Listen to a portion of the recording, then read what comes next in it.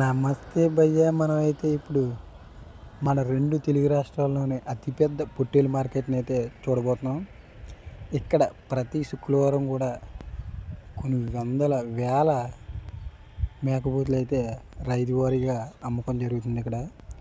ఇక్కడ మేకపోతులు గొర్రెలను కొనడం కోసం ఎక్కడెక్కడి నుంచో అయితే వచ్చి ఇక్కడ కొనడం అయితే జరుగుతుంది. ఈ మార్కెట్ అయితే గుంటూరుకి 10 కిలోమీటర్ల దూరంలో అయితే ఉంది.